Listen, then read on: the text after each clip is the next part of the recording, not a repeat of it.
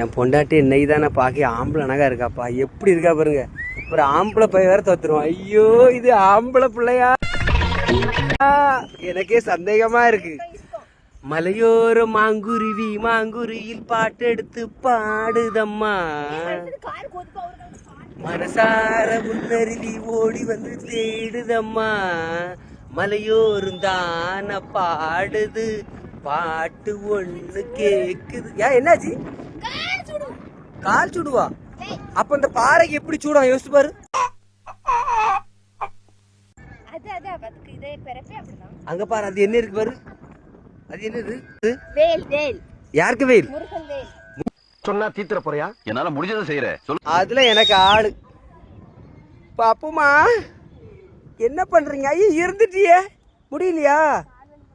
அப்ப இங்க இருந்தே உருண்டு கீழே போ.